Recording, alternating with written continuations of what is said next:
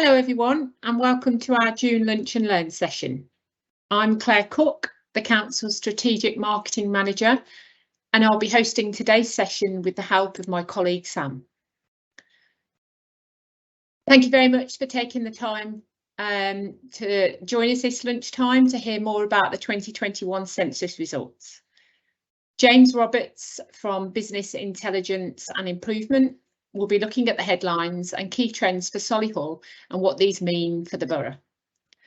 For anyone who hasn't been to a session before, as an attendee, you don't have access to your camera or mic, so you can sit back and relax.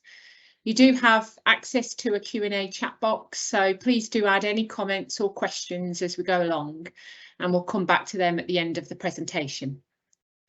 The session will be recorded, so please note that any comments or questions you make will be featured on the recording, but you can post anonymously. I'll now hand you over to James, who will talk you through today's topic. Over to you, James. Hi, I'm James Roberts. As Claire said, I work in the Insight and Intelligence division as an analyst there, and today I'm going to talk about the 21 census and more broadly about how that fits into our sort of story of Solihull. Sam, can you move the slide? So the agenda I've sort of split into two. The first part is the sort of mechanistic bit of the 2021 census, the types of data and how you can access that data, and what we're going to be doing to sort of analyse that with a couple of examples. I mean, the census is done by the ONS every 10 years. There's a range of questions around households and individuals, which builds up a sort of detailed snapshot of society.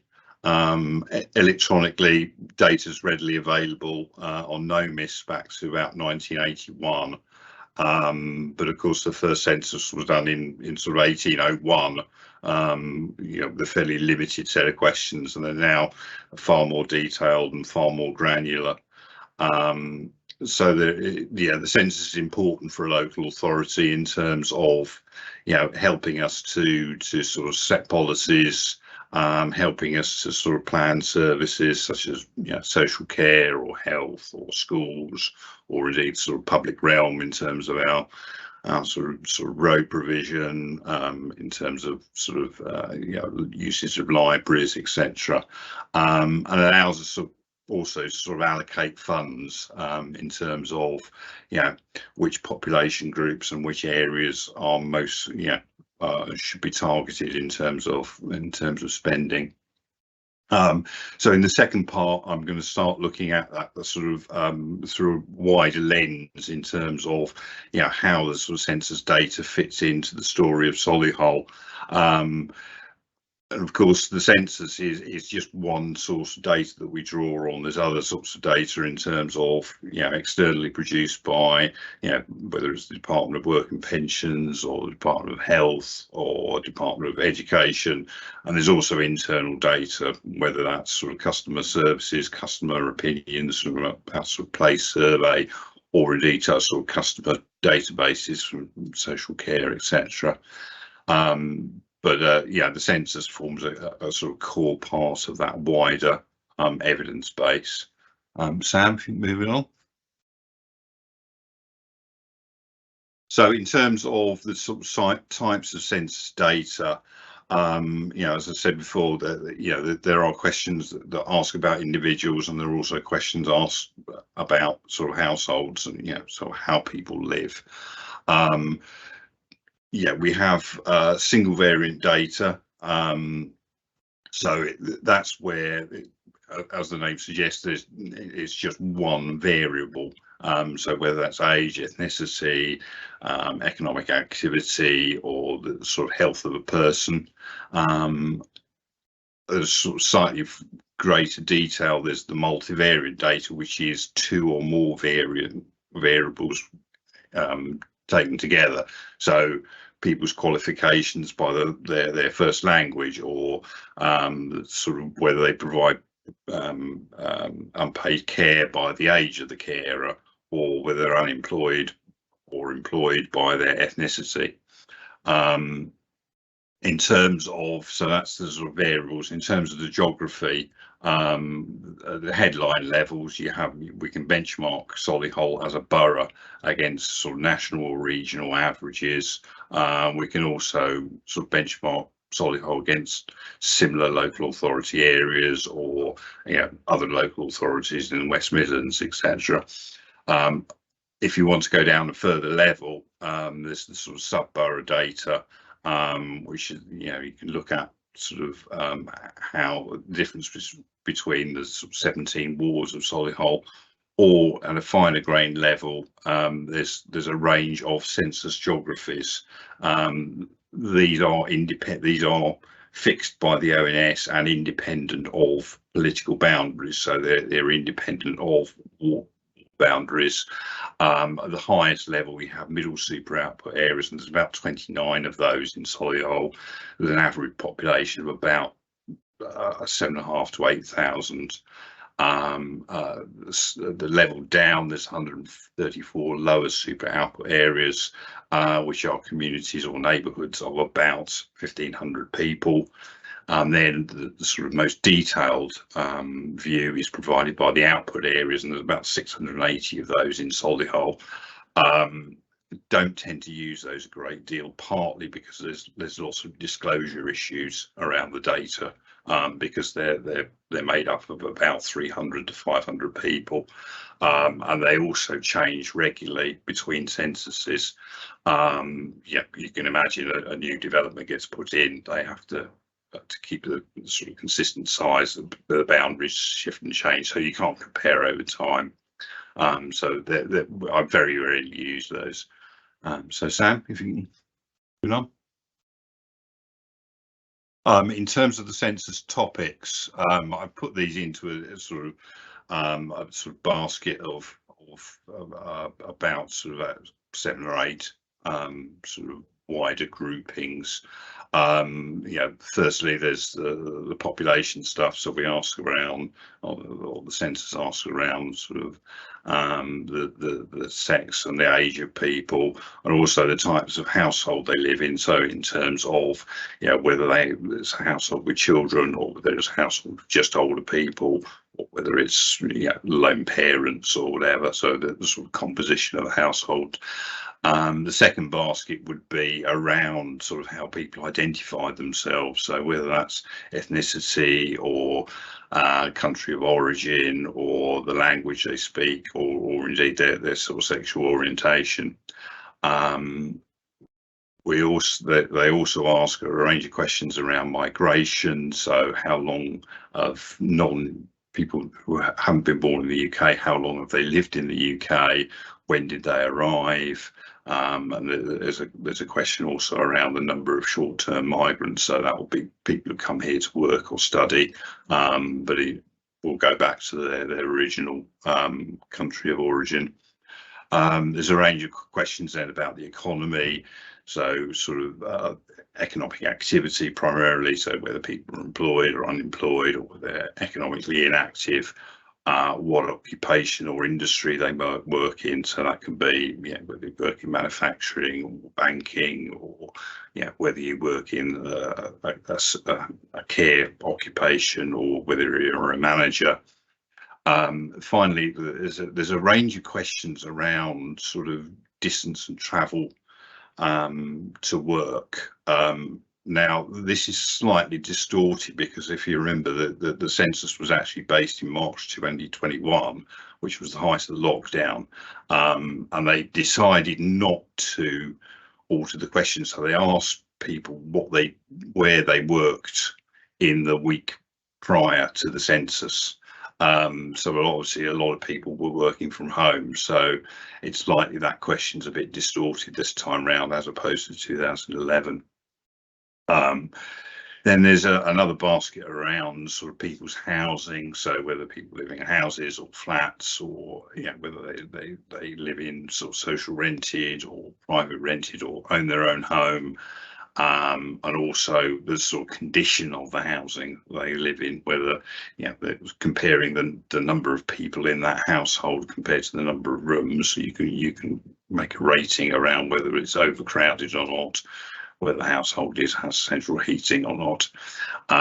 There's also a range of questions around education and skills, primarily what's the highest level of qualification that individuals have. So yeah, you can through MVQ4 plus down to people with no qualifications. There's also another basket of questions around people's health, disability and care.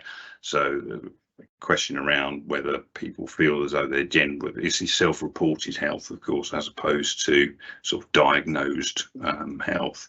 But there's questions around whether people feel they're in their good health, whether their life is limited by a long-term illness or disability, and equally whether they provide unpaid care to another individual, and if so, how many hours per week of that care do they provide. And finally, there's a sort of catch-all of sort of other sort of topics, and that ranges from whether people have worked in the armed forces or not, and whether their household has access to a car or van. So that's the broad scope of what's available from the census. Okay, Sam. In terms of access and analysing census data, on the left-hand side, I'll provide you a couple of links in terms of how you can access some of the raw data. I understand that Sam's putting these in the chat if you want to go and access them later, and you can play around with them. For the moment, just sort of flagging them up for your information. In terms of the one I use most frequently is the website NoMiss. That has a full catalogue of all of the 2021 data available in terms of the single variant data and the multivariant data at borough level and at sub-borough. And it includes a sort of data wizard, so it's quite easy to use in terms of getting access. But the data itself is just produced on a spreadsheet, so it's not sort of visually attractive. But it's quite easy to extract the data. The ONS, particularly this time around, have moved to they're far more conscious about making the data visually available and visually attractive. As part of that, there's a website there that you can access a census data map or an interactive map. It's not something I've used a great deal. But again, it's quite easy to use. You can type in postcodes and it will bring up the sort of the closest match in terms of output area or lower super output area to the postcode you type in, so you can play the data through that. In terms of analysis, there's clearly we draw quite heavily on the census, and we will be doing so through our joint strategic needs assessment, which is sort of a pyramid structure, if you like, our GSNA. At the very top, you've got the sort of story of Solihull, which I think my colleague in public health, Lucy Rosen, is about to publish on the website. But that will be looking at broad themes in Solihull, particularly benchmarking Solihull against England and regional averages, those sort of high-level messages. Below that, again, we should be using the census in terms of our locality profiles, and of course in Solihull there's three localities in terms of North Solihull, west of the borough, which is sort of Shirley's and Alfridges, and then your east of the borough, which is the more sort of rural, semi-rural areas, so Meriden, Dorrington, Hogley Heath, etc. And then finally, the most fine-grained thing we're publishing will be the 17 ward profiles. So in terms of the story of Solihull, that'll be going live in the next few weeks, I think.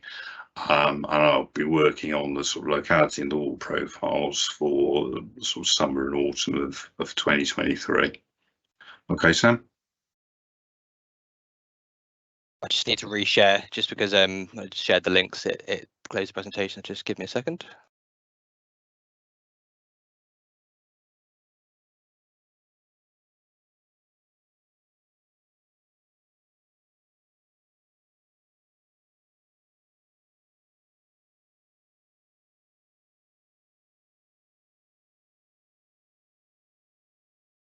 Okay, I'll just get to the right slide. This one, I think. That's the one. Yeah. Yep. Okay. So just the next couple of slides, I'm just going to look at a couple of examples of the census. I've used ethnicity for the example here, and looking at how ethnicity is described in the census using single variant data and multivariant data at the snapshot in 2021, and then over the 20-year period, and then we're looking at sort of sub-borough level. So on this first slide, on the left, we have the very simplest form of data available in the census as benchmarking a single variant.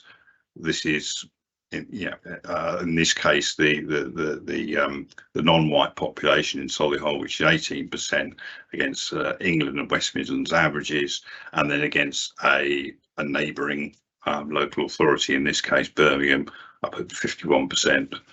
On the right hand side, again, the sort of single variant data, this time displayed in Solihull, displayed over time. So the last 3 censuses. So in 2001, yeah, about 5% of the Solihull population was an ethnic minority, up to 18% in 2021. And the stack bar chart shows the various components of the ethnic minority population, whether Asian British, or Black British, etc. Sam? Again, on the left-hand side here, we see a single variant, but this time at sub-borough level. And I've chosen a ward level here. So the ethnic minority population for each of the 17 wards in Solihull, ranging from sort of 20, nearly 30% in the west of the borough in Shirley, to less than 10% in a lot of the sort of rural east of the borough and North Solihull on the right-hand side of the slide.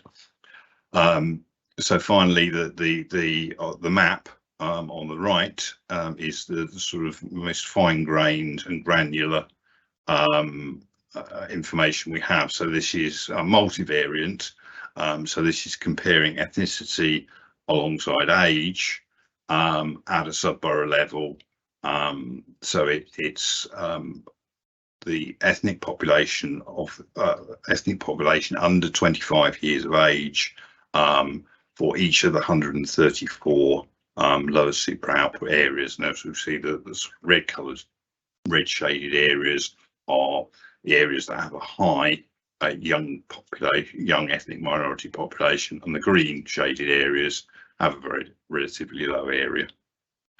So that's just some examples of what's available in terms of ethnicity in this case. But you can do similar sort of breakdowns for the whole range of topics that are available. Okay, Sam. Right, so the second half I'll be looking at in terms of the how we use the census to contribute to our understanding of Solihull as a borough, and the sort of key themes that are driving the sort of story of Solihull. I mean, this presentation is sort of entitled our changing borough, but you could quite easily have that as our changing borough question mark, because a lot of the themes here are, as opposed to being a significant change over time, they're actually their continuity stands out, and they are certainly over the last sort of 10 or 20 years. Is that a lot of these themes are consistent over time. So first of all, Solihull is a relatively old and ageing population. So in terms of the size of our population, 65 years and over, it's bigger than England, and particularly our sort of population 85 and over is bigger than a lot of neighbouring local authorities. The older population has been sort of fastest growing part of our population over the last sort of 10 or 15 years, and is likely to be, population projections suggest that it's going to be the largest growing over the next sort of 10 to 20 years as well. Clearly this large and ageing population has implications in terms of our provision of social care and health now and in the future. As an example of that, I mean, they are predicting at the moment a sort of 39% increase in the number of people with dementia over the next 20 years. So clearly, it has very real world consequences, the sort of the makeup of our population. The sort of second theme I would highlight is that, of course, we have an increasingly diverse population. I've put up the slide previously showing that the population, the ethnic minority population, went from about 5% of the Solihull population in 2001 to about 18% now. Equally, we're becoming more religiously diverse, particularly a growing sort of Muslim community. The majority of migration to Solihull, into Solihull, is internal migration. That's migration from people already living in the UK, and most of that migration takes place over very small distances. So the majority, it happens between people living in Birmingham and moving into Solihull, and they tend to be those people from 20 years to 50 years of age. More commonly those sort of 30-40-year-olds with their very young children, and they're moving from Birmingham to Solihull because they're setting up a family, because they want family housing, because they're interested in the schools, etc., for all of those sort of reasons. The immigration from outside the UK is still relatively low in Solihull in terms of, you can see that through the sort of births to non-UK born mothers, which is well below the England average, which is about half the England average. I mean, it has been growing over recent years, but it's still relatively low. I think one thing to point out is despite this increasing diversity, 82% of people, Solihull residents, when asked in the place survey which we did last autumn, when asked how people from different backgrounds get on well together, do people from different backgrounds get on well together, about 82% of people said they did in their local neighbourhood. So it's still diversity, but a cohesive sort of population. So one of the themes, it sort of winds its way throughout the entire story of Solihull, is the relatively high levels of inequality you get in the borough. You see that most evidently on a sort of geographical basis between differences in outcomes, and this is the full range of outcomes, whether employment, education, etc., health, etc. This full range of outcomes are very different between North Solihull and the rest of the borough, and this is a theme that underlies everything. And I think it's best to view North Solihull as part of a wider East Birmingham, North Solihull area. I mean, in terms of its original, it was originally built for overflow housing from Birmingham, and it still shows up. Whatever outcomes you want to map, it still shows up as this contiguous area across East Birmingham and North Solihull, and you can see that through the index of multiple deprivation. So the North Solihull population is very different from the rest of the borough. Finally, in terms of inequality, I put a question mark against this long tail from COVID. What we saw with COVID was it very much entrenched existing inequalities. It tended to impact more substantially on already disadvantaged communities. And I think this is going to play out over the next sort of 5 years or 5-10 years. The disadvantages, particularly, if you think about education, a lot of the research done suggests that children from more advantaged backgrounds had greater number of contact hours with their teachers during the lockdown than children from more disadvantaged backgrounds. So the implications of COVID are still being felt long after the initial sort of lockdowns and the initial concerns about infection happened. In terms of health outcomes, I mean, they're positive across Solihull. I mean, in terms of life expectancy, people tend to live in Coventry on average about a year longer than people across England. That said, again, there's marked difference between people in Solihull, the life expectancy of people in Solihull from advantaged and disadvantaged backgrounds. People with more deprived areas tend to live 10 years on average, 10 years less than people from more privileged backgrounds. So again, as a stark reminder of this inequality within the borough.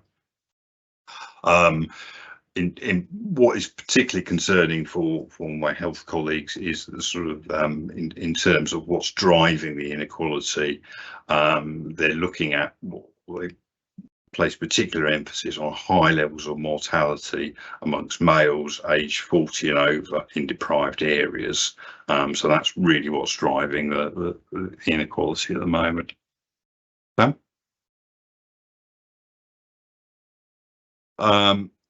Again, we know, sort of one thing we like to champion about Solihull is it is an attractive place to live. I mean, it's a relatively green borough, good schools outcomes, and 84% of people are satisfied with their local area as a place to live. And interestingly enough, the sort of, we asked that across the borough, and satisfaction with place to live doesn't vary very much between North Solihull and the rest of the borough. So although outcomes might be slightly worse in North Solihull, certainly sort of in terms of satisfaction with place to live, it's still quite high. One of the problems that Solihull faces in the borough is clearly the sort of housing market. I mean, it's relatively less affordable than England or regional averages, and it's becoming less affordable over time. And interestingly enough, the sort of you can do they publish data on affordability ratios, which is the price of the house against the average wage of the population. And you can do that at sort of the median level of house prices to median wages, or you can do it at the bottom, the lower quartile. And it's that where there's the real problem with Solihull. So it's the lack of affordable housing that's the problem in Solihull. In terms of, we draw a lot on for our communities, we draw a lot on the place survey, which is our sort of survey where we ask every 2 years, we ask a representative sample of our population a range of questions, and from this we can draw sort of inferences about people's civic participation, whether that's the amount of volunteering they do, whether they feel they can influence local decisions or not.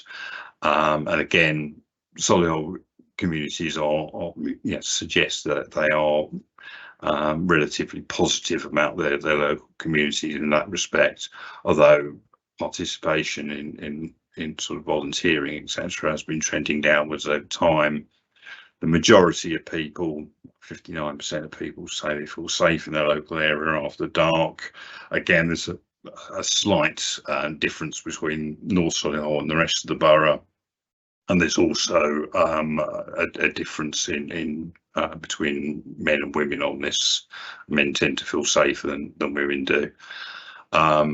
People in North Solihull are far more likely to say antisocial behaviour is a problem in their local area, especially relating to gangs, drugs, vehicle nuisance and vandalism. In terms of Solihull, again, comes out relatively well in terms of offending outcomes. So that's people who have reoffend or people who are become known to the criminal justice system for the first time. They're both better than the England average. So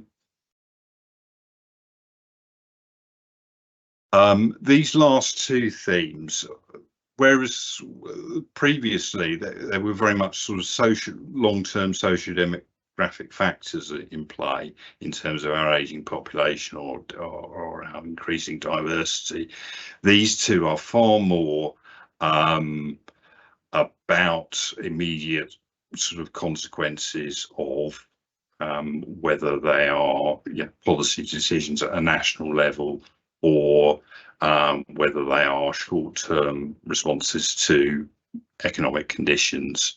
The first of those is the current cost of living crisis that we're living with. The Office of Budgetary Responsibility, which is the sort of independent body that the Bank of England and the Treasury uses to base their economic policies on, in March is forecasting that the cumulatively over the next 2 years, the standard of living will fall by 6% on average for people, and that's the biggest. I mean, records began in the 1950s, and that's the biggest sort of cumulative hit to living standards in all of that time. So the cost of living crisis is very real, and I think that shows up in the Place survey, where 70% of people who surveyed last autumn said they were more worried about their financial situation than they were a year ago. Solihull is relatively well placed to sort of weather the cost of living crisis that's we're in the midst of, and is likely to persist for another year, 18 months. Wages and incomes are better in Solihull than average. We have relatively low levels of deprivation. If you look at the child poverty rates, for instance, are lower than England average. Again, you get this sort of big divide between North Solihull, where a large number of communities are in the most deprived 10% of communities in England, as opposed to the rest of Solihull, where there's very little deprivation apart from small isolated pockets in parts of South Solihull, often relating to socially rented housing. In terms of the wages, they are higher than average, but basically sort of wages and incomes have been stagnant for most people in real terms over the last 10 years. I think we all recognise that our wages are not going as far as they were 10 years ago. The latest inflation, I mean, it's slightly more positive in terms of sort of energy prices. I know my energy company contacted me to say my energy bill is going down in July, so but we have shifted our concern to food costs, which continue to rise at sort of very high levels. And again, this is one of those sort of non-discretionary areas of spending, which very much impacts on lower income households and lower income families. And so in terms of the strong link between the cost of living crisis and this sort of rising and increasing demand on local services, I mean, there is a link between the short-term impact of the cost of living crisis and the sort of demand that's placed on our services, but there's also the sort of longer-term socio-demographic trends feed into this as well.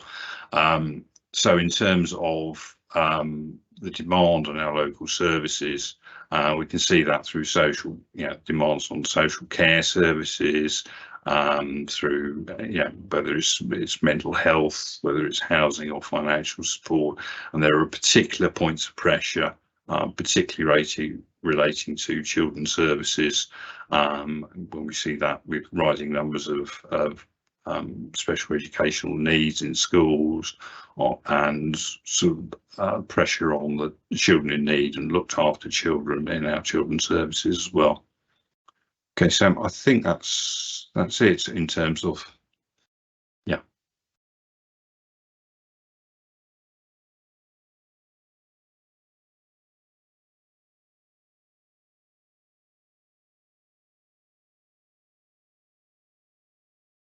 Just on mute, Claire. Apologies. So lovely, thanks James for that presentation. We've had some questions in, so I'll just run through these. One from Rachel. Economic activity was completely distorted by lockdown, with the data being completely out of kilter with all pre and post lockdown data. Are there any other examples of variables that are similarly affected, James?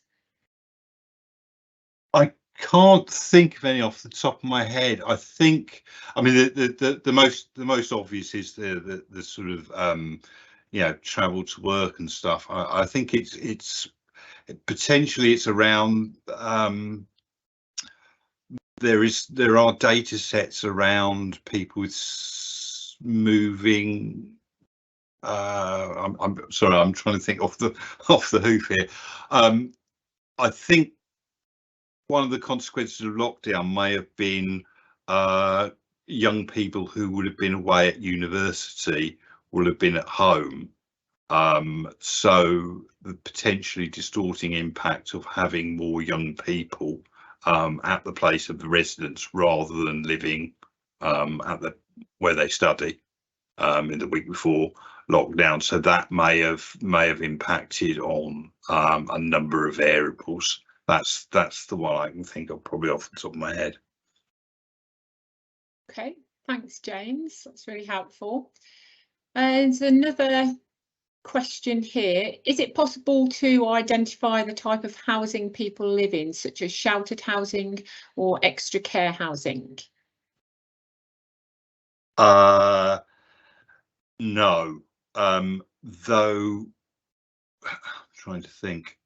There are data sets around people who live in residential homes. So there are, it does identify households which live in a residential setting. Now, how that impacts on supported housing, I'm not sure. So if someone lives in a care home, the census would pick up that data. But if they live in a semi-independent flat, I'm not entirely sure. Thanks, James. So there's one here from Leonardo. Were there any major changes to the questions used in 2011 in the 2011 census and 2021 census? If so, has that been taken into consideration regarding data? No, there's a fair degree of consistency about how the questions are asked. There were a range of new questions in terms of gender identity asked this time. I've not looked into that. I would presume with a lot of these questions around gender, there will be options around prefer not to say. And I suspect there's probably quite a high portion of people who chose that option. But gender identity is a new option this time. In terms of how questions are phrased and slight variations in the questions, again, I can't think of anything whether that's had a major impact. Okay, thank you. Another one here, why the emphasis on non-UK born mothers and not the ethnicity and nationality of the father? Good question, I don't know. Fair enough. Is it a very short and sweet answer? Yeah. So moving on to the next one from Tracy. Regarding the mortality rates amongst 40+ males, what are the main causes? I would refer you to one of my public health colleagues on that. I suspect it's lifestyle driven, quite a lot of it. Okay, yep, that makes sense, James. So moving on to the next one, one from Michelle. Are there any stats or predictions on primary aged children increase or decrease in numbers for the next 5 to 10 years? Yes, again, I would refer to my colleagues, someone like Kate Sirrett. There's a lot of school place planning projections around, and one of their core competencies is forecasting or projecting the number of school places that will be required over the short period. I think this is a good point to introduce. One of the key shortcomings of the census was, of course, it was done prior to some of the resettlement schemes. So I'm thinking very much of the resettlement schemes regarding people from Hong Kong. So we know through school data that a lot of people from, or a number of households or families from Hong Kong moved over with their young children. So the schools data is picking up the school children from a Hong Kong based family. But they came prior to the census, so the census is not actually picking it up.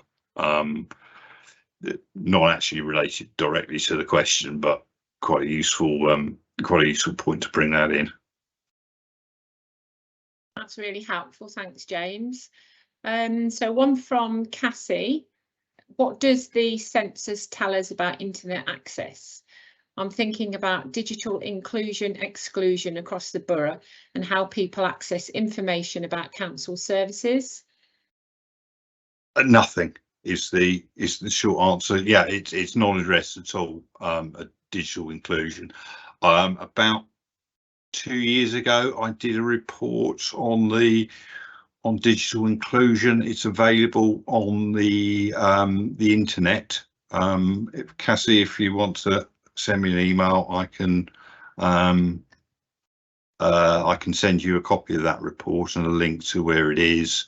And it was very much around what digital skills people had, and I mean there was some information which was in terms of the sort of broadband access and the capacity, and also as a primarily as an urban area, internet access was very good in Solihull, and it was more about the sort of digital skills which tend to be lower amongst older people. And it was the prime area of risk within Solihull. But yeah, I can send you that report. Thanks, James. So just a few more questions. Sexual orientation was also asked for the first time. It would be interesting to know how the LGB population compares to Birmingham and other West Midlands areas, if possible.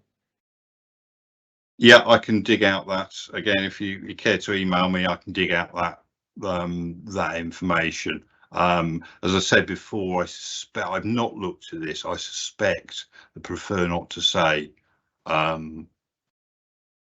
has been used by a large proportion of people on these questions, but I'm happy to look at it. Thanks, James. So one from Mark here. Is there anything in the data confirming why Solihull is chosen as a place to live above other areas? Not in terms of the census. It doesn't address people's motivations at all.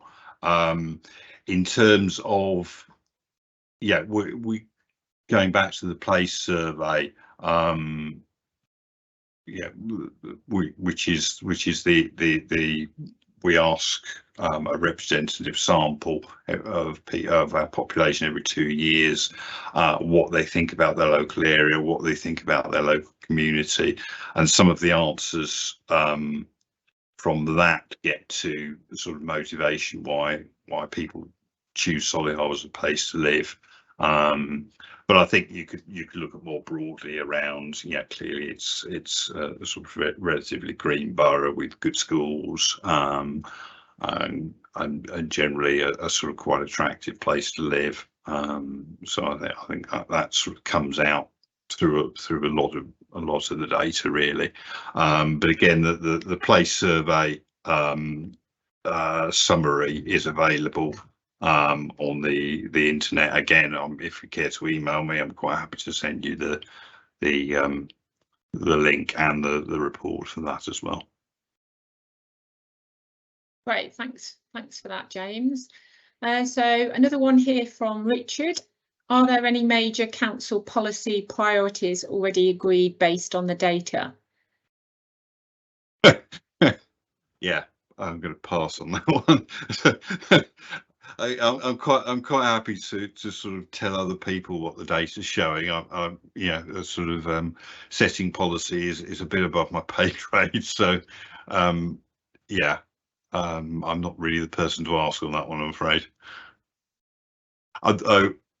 Yeah, actually, sort of it is of course a sort of key component in yeah, this wider evidence base, the story of Solihull, which is, you know, I mean, to give you an example, it feeds in immediately to the council plan, which has recently been sort of signed off by the council, and it's an integral part of how the council plan is shaped and developed. Is this wider evidence base? So so I suppose that's probably quite a good example. Thanks, James. It looks like the last question. So school place planning colleagues talk about reducing birth rates, so decrease in overall needs, but increase in children and young people with SEND. Have you got any comment on that at all? Not beyond in terms of yeah, I agree with that analysis in terms of the falling birth rate but rising need. I think that there's been a lot of work. Again, I sort of colleagues are far more in tune with this than I am, but there's been a lot of work done around the rise in special educational need and why that's occurring. And I would refer you probably to Gary Baker on that, because there's a lot of there's been a lot of work done by himself and Children's Services colleagues looking at the reasons for that.